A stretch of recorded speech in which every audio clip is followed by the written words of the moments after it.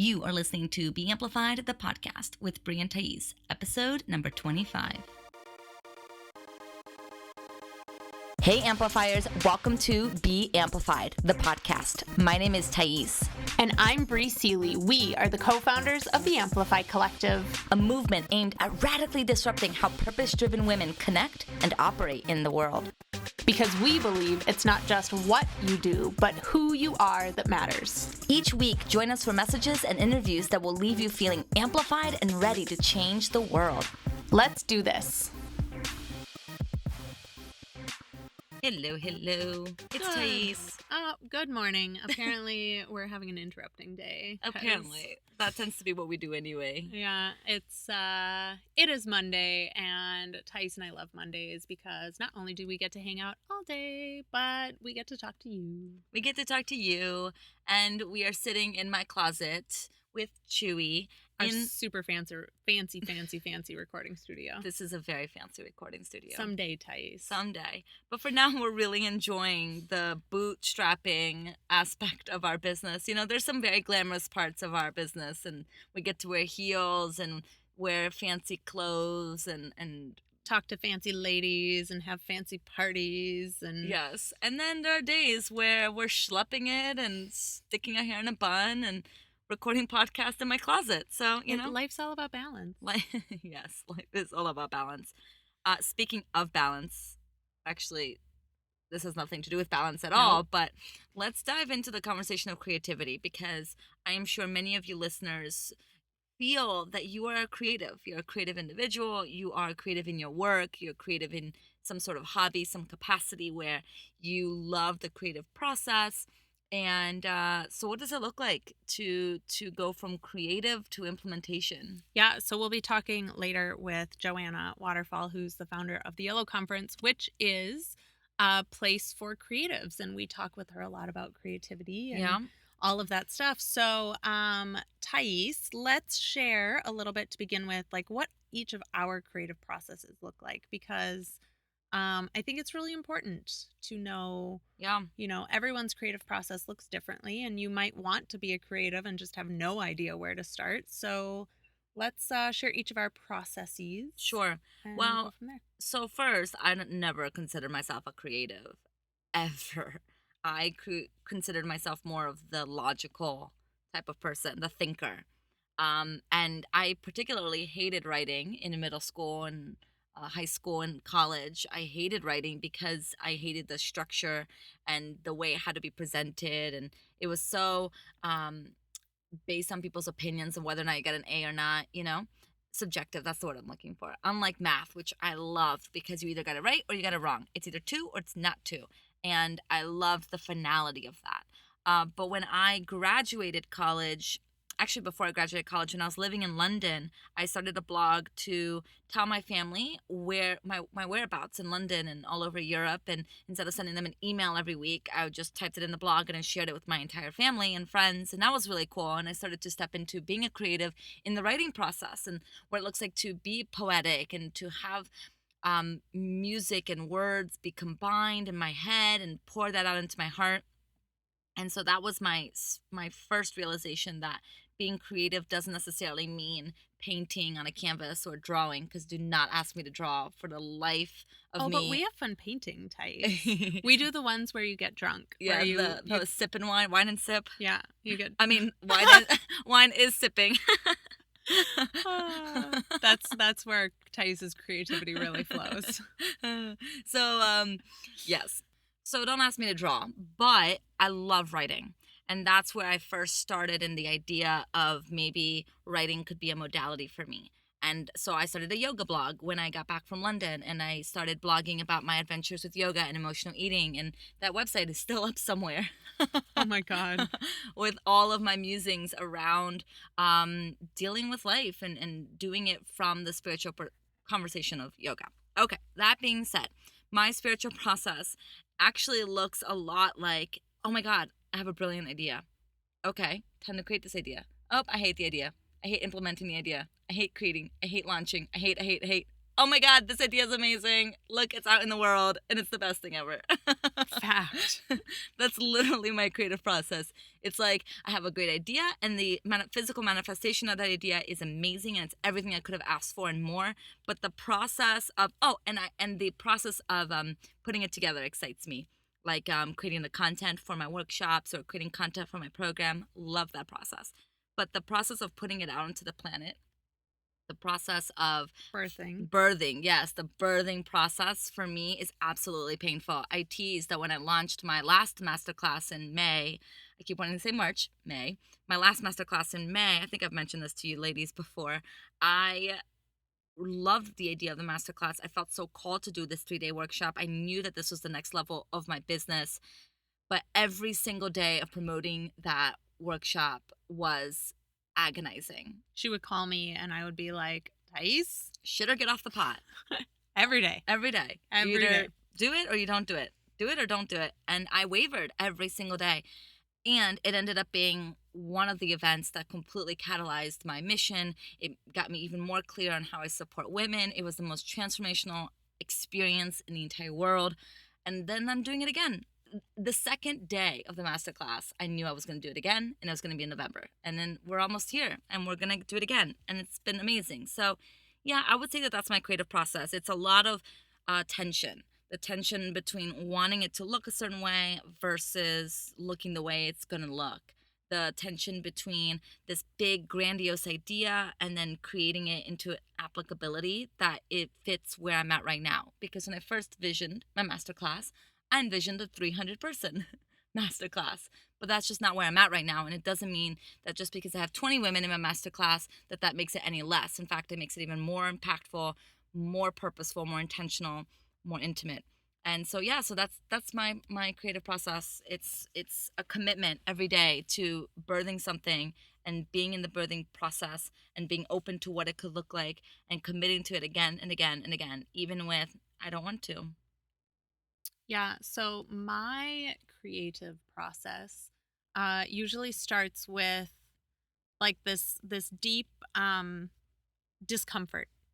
And I never really know exactly what it is, but like I can always feel it before it comes forth. And so this last one in June, I was actually very conscious of it. And I actually had a dream that I was pregnant.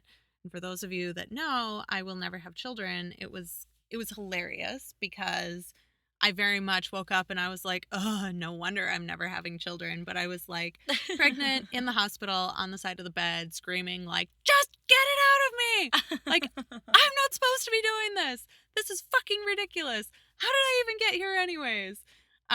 Which is hilarious. And I knew like I could feel, of course they say energetically that if you're having pregnancy dreams, it doesn't mean you're pregnant. It means that you're about to birth something. Did I tell you I had a pregnancy dream last week? Yep, no. I had one. Ooh. Yeah, I know. I'm excited. Yeah. So I had that dream and then started meditating with it and was like, all right, clearly the universe has something coming for me and I don't really know what it is yet, and that's okay. And I'm just going to kind of trust the process. And so for a few weeks, I would meditate. And every time I would meditate, I would just kind of drop my energy into my my womb area, which I know sounds so fucking hippie. I get that, and it sounds hippie. It sounds so hippie. I'm not that girl, but I did it, and it fucking worked. And you connected to your womb, and I felt that I felt all this energy, and then one of the days it was like, you should run a challenge, you should run a free training. And I launched it, and that was when I was like, okay, well, I'll get 30 women in my training. And I ended up having over 1,000. Yeah. And did, a really powerful 10-week training. And then was like, all right, I feel called to do it again. And I had 1,700 women in the next training. And just like, it's, for me, it's a process. So usually after I get the information, so, do a free 7-day training, then I have to kind of sit on it for a while and I have to let it gestate a little bit more. So I was like, all right, well, I'm doing this training, but what's it going to be about? And how am I going to implement it? And, little by little, I'll be gathering information or just kind of feeling into, again, my meditations of like, how is this playing out? Like, what are the modalities that it's going to take? And, little by little, the universe reveals everything to me, and I just follow my intuition, I follow my instinct, and I allow it to kind of unfold naturally. I feel like it's always the moments when I'm pushing it that it never quite happens the way it's supposed to. I So, talking about amplify, I mean, Brie and I both got, I call it a divine download. Do you call it divine downloads? I think I do because you do. Yeah. So I call it a divine download when I just get this immediate like idea, this, oh my gosh, this is it. We both got divine downloads about creating a membership for the Amplify Collective separately. And we came together and we were like, okay, what's next with Amplify? This is what I got. And oh my gosh, I got the same thing. And then that's really amazing. That's alignment. That means that we're definitely on the right path. And most creative ideas come that way. It comes just this flash of insight, just like what Bree said with her training. This flash of this is what you have to do. And then you get to decide if you're listening to the call or if you're going to let it choose someone else. Yeah, and I think one of the biggest things for me in hearing what the universe has to say to me is space. And this is something that I teach. It is always the first thing I teach to everyone is if your life is packed, if your calendar is full, if all of your space and time and all of the things are taken up and you're running here and there and doing this and that and da da da da da da da da, the universe doesn't have the opportunity to drop in that knowing to you. So, what does it look like for you to even take 5 or 10 minutes a day and just create that space, have that openness so that the universe can start talking to you and dropping in things? I mean, Tice and I both got the same information on the same day around the same time. Like, that's pretty fucking phenomenal in terms of having, two people in a creative process together. And it really has to do with allowing that space. Yeah, I mean, if you think about it, it's like the cup with the water, right? Like you can't fill an overflowing cup. You can't paint a canvas if it's already painted. Like you have to first create white space, create time for nothing in your calendar in order for you to make time, make space for something new to come in. And so, yeah, I love the idea of space. I love the idea of being open to whatever, the divine download is. And, as someone, I'm a Gemini, so I am a thinker and I constantly have new ideas and constantly have new things that we can do in Amplify and in my own business. I always have to run it through a filter of, is this pulling me away from my focus right now? And that filter is named Brie. Yeah. With Amplify, it's definitely Brie. Actually, no, it's my business too. Yeah, pretty much always Brie. Because she's the Taurus, she's the grounded one. She's like the practical one. Because when Brie has an idea, she acts on it right away. And she makes it happen within a day. It's amazing to watch it happen. And I'm here like still thinking about the idea and she's already manifested it into the world. This is how amazing our partnership is. And so I have all these great ideas, but I really have to run it through the filter of, is this the right time? Is this the right time? Because just because you got an idea does not mean it's the right time. In my work with my clients, I often tell them that when we are busy and we have too much stuff on our plates and we can't really focus and we're multitasking and we're doing 3 million things at once, it's actually an issue of intimacy. Because when we focus on one thing, we really have to show up for that one thing. But when you're doing 10 million things, you don't actually have to show up at all. So what you're saying is it's kind of like dating. It is kind of like dating, actually. Yeah, if you're dating 5 guys, like how are you really showing up to them? Versus if you really commit to focus one guy at a time and really give it your all with each person. Brie and I say this all the time. If you can't sell one product very well, you can't sell 5 products. You have to really make sure that you are focusing your efforts on one thing at a time. My metaphor that I like to use for this is it throwing spaghetti against the wall? It's not. I have so many metaphors. They're all so good. I actually had to Google the other night what the difference is between a simile, an analogy, and a metaphor because I'm still not clear. And I feel like I look like a dumb butt because I don't know the difference between the 3. And then when I looked them up, they're all like so sounding similar that I got even more confused in my mind. Anyway, fun fact. Fun Squirrel. Fact. Oh my god. So anyways, back to my metaphor on focus. Or is it an analogy? I don't know, Thais, you tell me. Oh my God. Okay, metaphor and focus. All right. So it's like the sun. It's like the energy of the Oh, sun. is it like the sun? It is because, the sun shines down on our planet all day, every day, I would hope at so. various angles. And, you know, creates warmth, creates, sometimes a sunburn, whatever, but like for the most part, doesn't create any real impact or damage.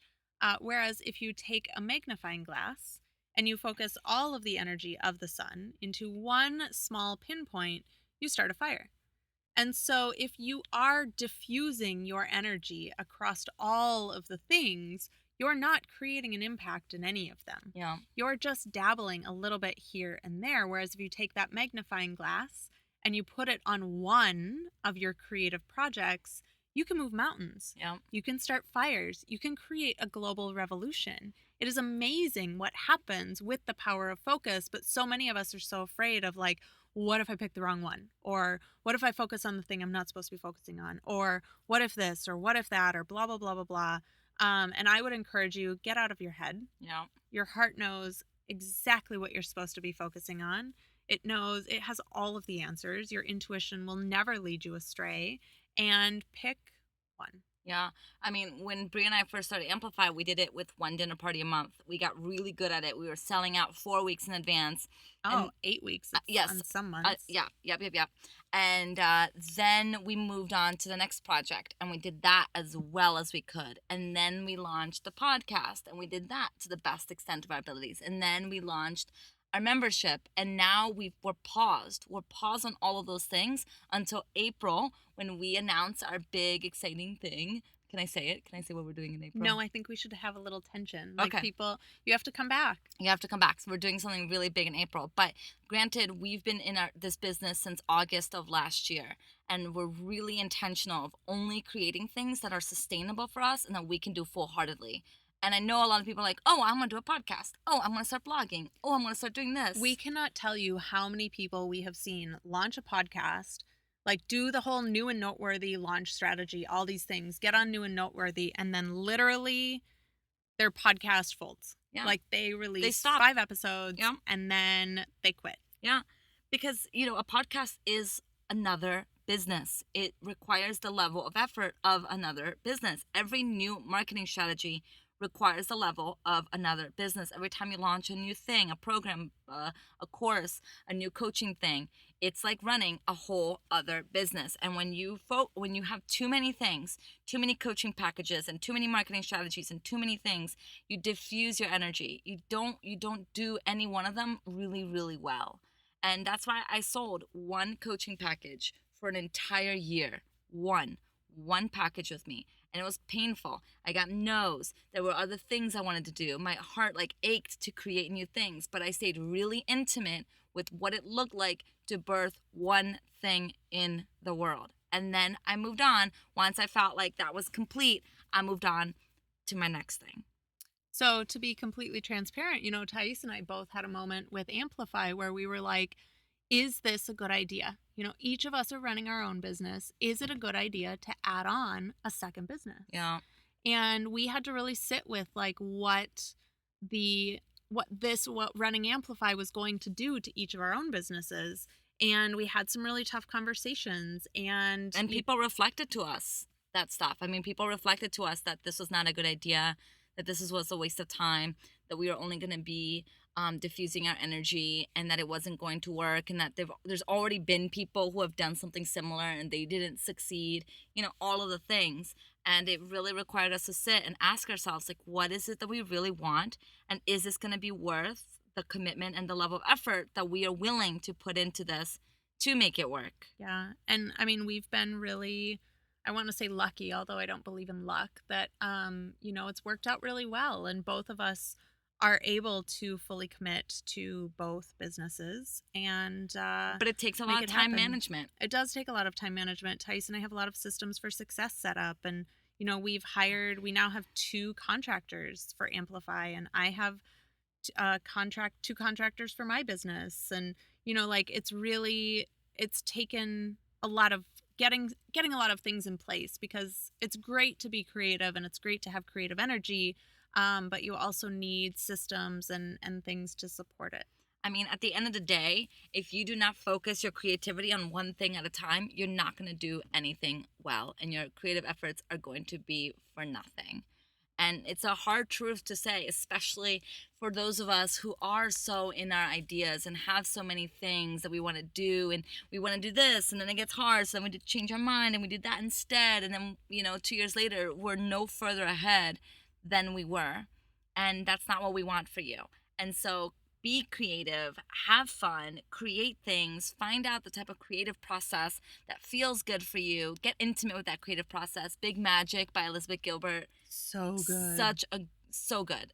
We highly recommend you reading it. And she breaks down the creative process in a really beautiful way. Mm-hmm. Do all the things and make sure that you don't keep adding things onto your plate to diffuse the focus. Yeah. Well, Thais. Well, Brie. We have another amazing guest this week that I'm super excited to introduce all of you amplifiers to.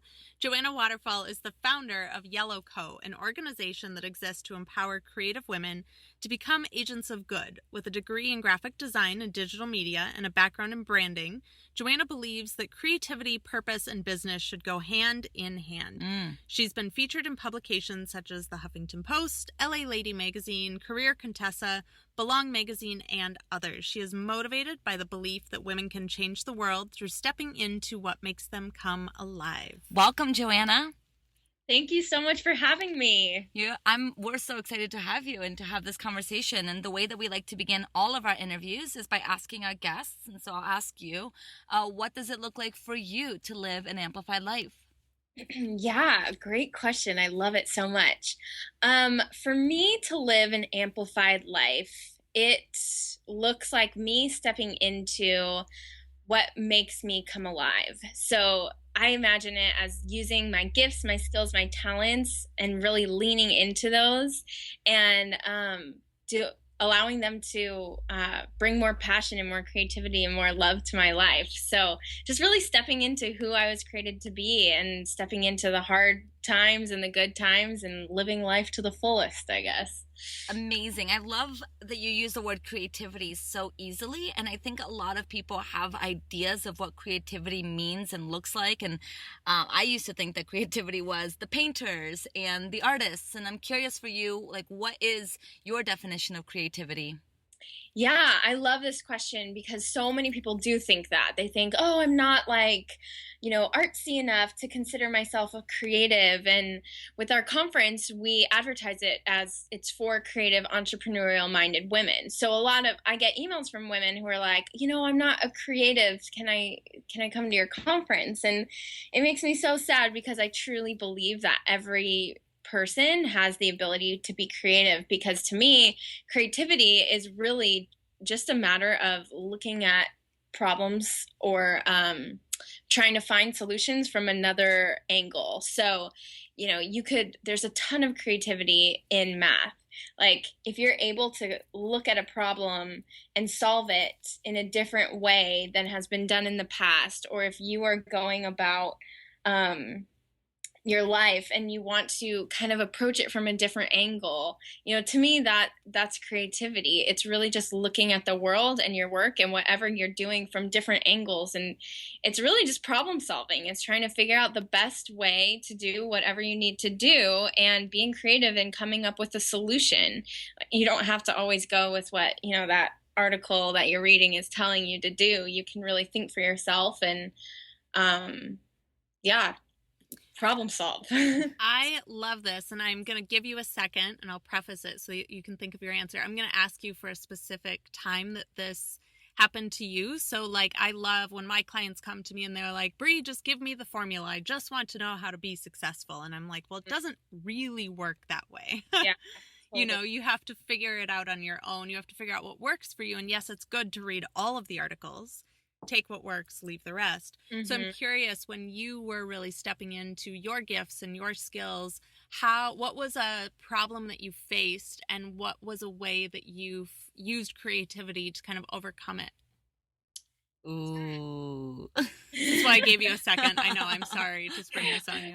I'm trying to think of a specific time. I feel like I'm constantly telling myself, that, through the little things that this can happen. A lot of times, especially with our conference, there's so many details that there's always something that goes wrong, or there's like something that falls through the cracks, and you have to really think quick on your feet and think, okay, like, I'm not going to get upset about this. Like, I'm going to approach this from a problem solving standpoint, and I'm going to figure out how to find the best solution. So I feel like it happens quite often to me. One specific time, so I love trying to get creative and think of ways to be profitable and make money. Love it. Don't we all? I know. It's fun to think of them, and then it's hard to execute them, right? But so we are going to be launching a membership program at our conference this year, and it was super fun to creatively look at who our audience is and what they need, and come up with something that we've never seen before, and be able to package that up into this membership and offer it to people. So that was really fun, because I say fun now that we've already kind of created it, but through it you're like, oh, there's like ups and downs of all of it. But it's really fun to just be like, okay, like, who are our people? Like, what's going to bring them value? What's going to make their lives better? Getting on the ground with them and being, doing daily life with our audience, I think is really important, and it really helps me to be able to offer value. So I guess all of that, I would say developing this membership program was really a time where we had to really get creative and think through how we can best help our audience. That's amazing. I think that the way you apply creativity into your business is something that we all do. We just maybe never considered it being creative. And I'm curious, like, what does your creative process look like when you have a new idea? How do you go from ideation to creation? Yeah, great question. I think it happens a little differently every time, depending on what it is. But oftentimes, I have a really large journal, just that has no lines on it. It's just a big sketchbook that I carry around with me every day. And I find that when I actually write stuff out, like physically write it out, and just kind of like brainstorm everything onto my piece of paper and write my ideas down, then I can kind of take that and refine it a little bit. So then I might and I might bring the idea to our team and say, hey guys, I'm thinking of this idea. What do you think? And they might say, well, what if we took that but changed it a little bit, or just helps to refine it. So I guess it would be writing in my journal and then talking to people about it to get an outside perspective. Because I think sometimes you get ideas and in the moment you're like, oh my gosh, this is the best idea ever. And then the next day, you sleep on it and you talk to someone, and then as you're saying it, you're like, oh, this isn't as good of an idea as I thought it was. Or vice versa, you sleep on it and then you talk to someone about it and you're like, oh my gosh, yeah, this could actually work. This could be really awesome. So how do you stay centered and focused with too many ideas? Because I know that that's one of the things that our clients come to us with is we have a bajillion ideas, and I want to do 10 different businesses, and I want to do 30 million different things, and we have to kind of walk them off the ledge and invite them to focus on one, and that can be really hard for creatives. So what is your strategy around that? Yeah, so great question. So what we have in our team structure is every few months or so, right now it's been like 6 months we've had the same one, we have a rally cry. So we write this down. It's at the top of all of our, when we have meetings, it's at the top of our list to talk about at our meetings, and it's our rally cry. So it is what our focus is for the next few months. So we know, everyone in the company knows, and it's small. I say in the company, there's like 3 of us. Everybody knows that this is what we're working towards right now. And so we have the ability to come up and be creative within that rally cry. But yet it's focused because we we know what we're working towards. So right now, our goal is to get 300 members by the beginning of September. That's our rally cry. And so all of these ideas that we're coming up with and we're trying to execute right now need to be able to flow into that rally cry and be related to that. And if they're not, then we put it on the shelf and we say, you know what, that's a great idea. Maybe, when our rally cry molds and changes, we can focus on that. But right now, this is what we're doing. So it really helps keep that focus, especially when people are working on different things. But you can have different ideas and different creative thoughts within that one focused goal. So it allows you to still be creative within it and say, okay, what's the best way we can accomplish this one goal that we're doing? Instead of saying, oh, I want to do photography and I want to, start my painting business and all these different things that aren't necessarily related. Yeah, I love that. It's like, I'm very much about intentions. So, I pick a word for the year and I pick a word for the month. And so it really helps me kind of stay grounded and centered as well. And so I love that you're able to kind of take the ungroundedness of ideas and funnel them through this really strong, clear intention so that everyone kind of stays on the same page and all the wheels are turning in the same direction. I think that's really powerful. Mm-hmm. Yeah, I love that you do a word for the month. I've been doing a word for the year, but not for the month. I might take that on. That's awesome. Yeah, it helps because I set monthly goals as well. And so within the goals, of course, it's just good to have an intention and then checking back in with that intention daily and, breaking it down into a more micro level. Yeah. Ah, awesome. Good. Well, so, part of creativity, I know, is the tension between the ideation and the creation process. And I love what you're talking about with this rally cry. I think that's such a great word. Because it forces people to be focused. And I think what a lot of creatives don't recognize is that limitations is what allows for creativity. And when we have too many ideas and too much open space, we become overwhelmed. So I love that you mentioned that. Yes, it's so true.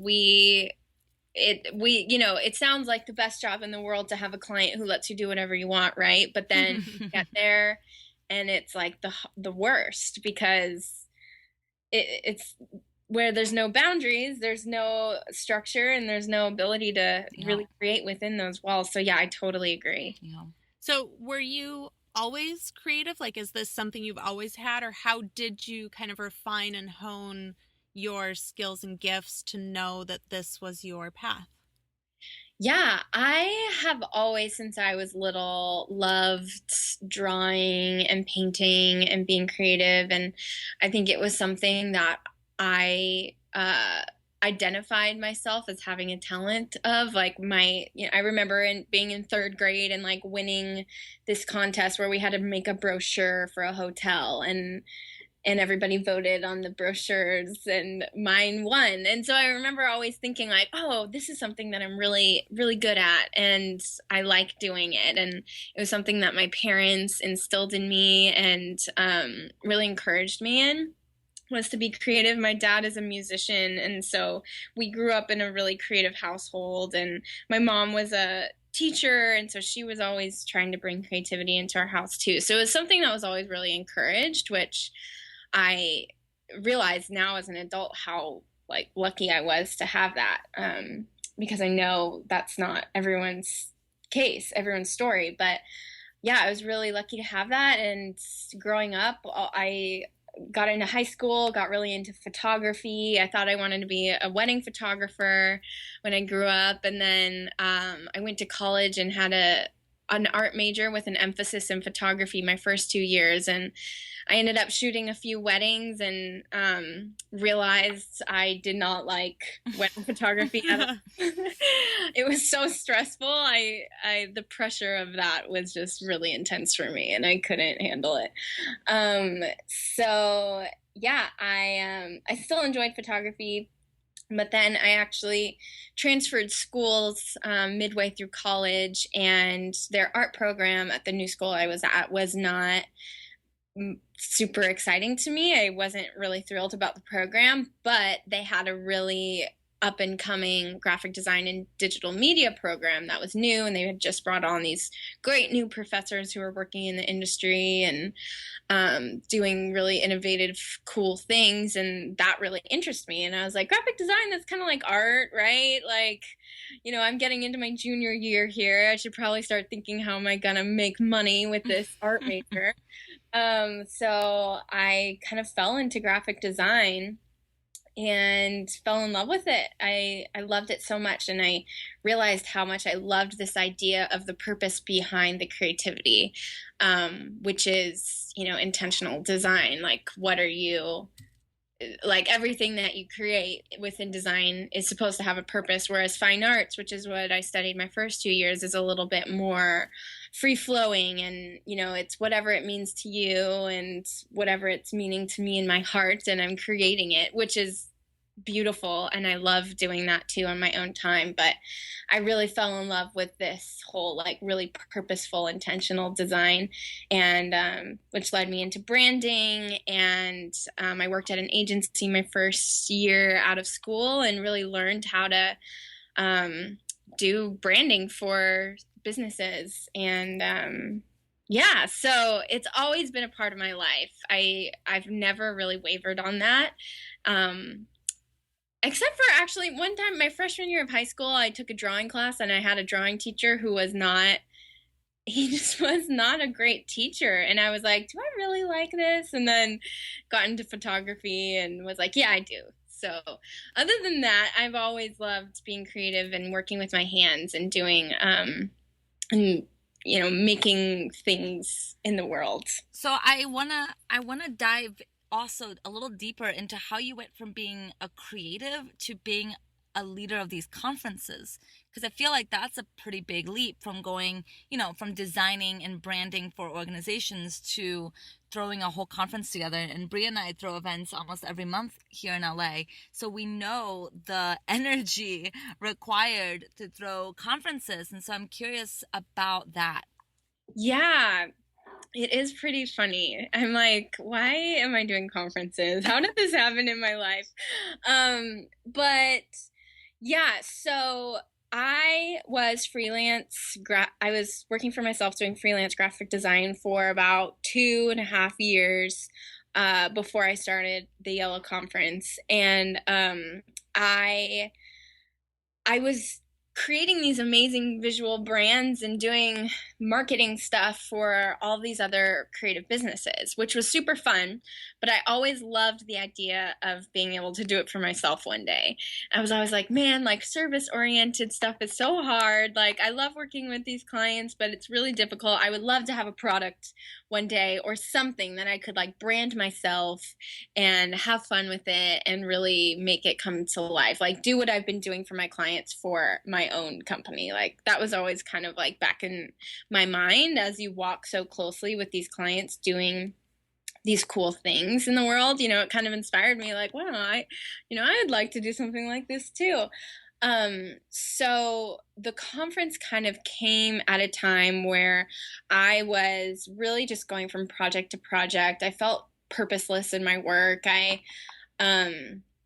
I wasn't really sure where I was headed. I had, like, hired another designer to work alongside me. And I was like, maybe I'll, like, build this up and have it be like a firm. But I just wasn't really feeling it. It was really this service-oriented business that I was just really struggling with. I really wanted to find a way to like, build and scale, and I was just struggling with it. So I was kind of like, man, what am I doing? Like, I feel like I have no purpose in my work. I feel like I don't have direction. I'm doing fine. I had plenty of clients. I was making money. But just really felt that sense of, like, purposelessness.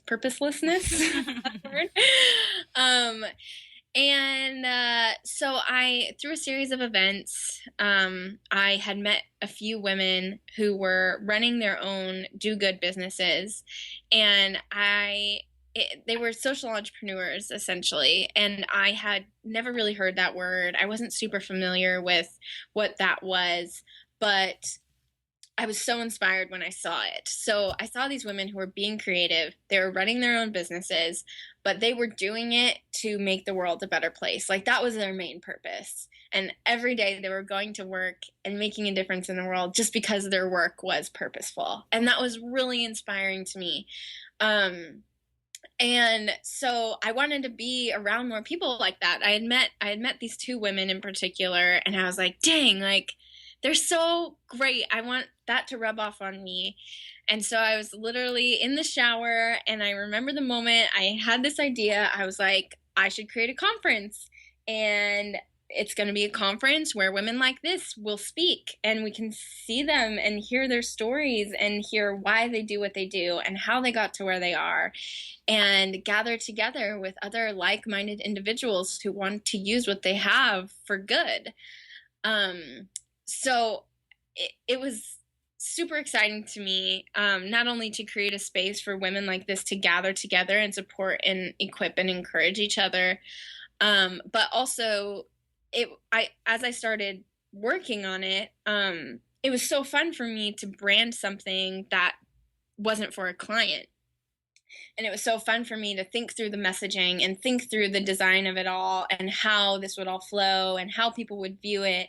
Everything that I had always told my graphic design clients to do, I was now able to put in place for myself. So as even like designing the space, I was able to bring along friends who had done like event design before, and I was like, hey, can you help me with this? And it just kind of turned into another creative project. And then all of a sudden I realized, what, I'm like planning an event and there's lots of details that go into this. So you know, that first year it was pretty much just me. Like we didn't have a coordinator or anything, and I didn't even think to hire one. I was just like, you know, this is what I'm doing, so I'm gonna figure it out. And yeah, so that transition kind of happened just because I saw something that I wanted in the world, and so I decided to create it, and I just had a lot of fun with it. So as a business owner, I know that we have good days and I know that we have bad days, and I'm curious to know, what is your favorite part of being a business owner and what is your least favorite part of being a business owner? Good question. My favorite part, oh, there's so many things. I love it so much. I love the flexibility that comes with it. Like right now, I mentioned to you, I'm working, you know, at my home right now, so the noise of the office isn't there. And I think my very favorite, to sum up all the things I love, is that it stretches you and it helps you grow so much as a person in so many different areas of your life. Like I recently have had to learn a lot, and I will continue to always be learning, but I've had to learn so much about leadership and being a good leader.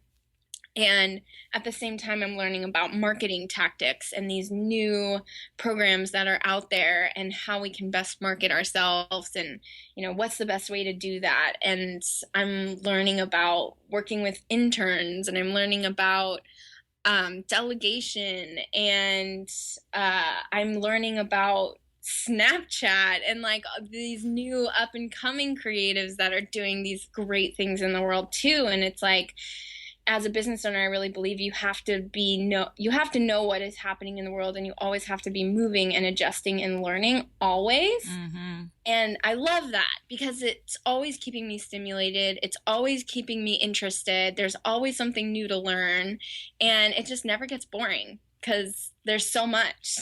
Yeah, I love that. And I'm curious if you could give one piece of advice to a creative woman, whether like that's stepping into business or stepping into leadership in her business, what would it be?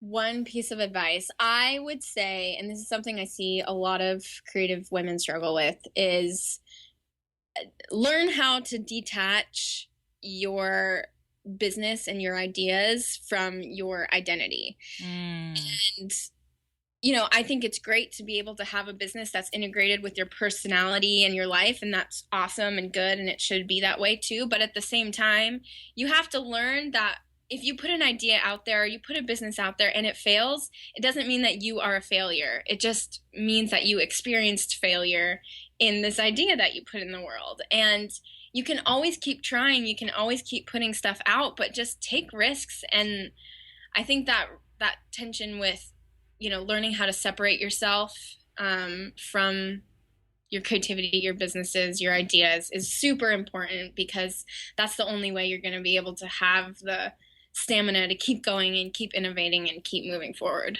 That's really powerful. We could not agree more. So to everyone who wants to know more about Yellow Co. and about your work in the world, where can they find you? You can go to yellowconference.com. I'm not quite sure when this podcast will be launching. We'll be having a new website up October 1st that will just be yellowco.co. But for now, you can go to yellowconference.com and follow us on Instagram at yellowconference and Twitter at yellowconf. And you can find me personally on Instagram and Twitter at Joanna Waterfall. Amazing. Thank you so much for being our guest today. We love talking creativity because, well, we are two creatives, and bringing it to our audience, because this is a subject we haven't yet dove into on the podcast. So thank you, Joanna. Yeah, thank you guys so much for having me. Love everything that you're doing. Thanks. So for all of you listening, remember you can always find us on all of the socials, Snapchat, Twitter, Facebook, and Instagram at The Amplify Co. Until next week, remember to be amplified, and we will talk to you all next Monday.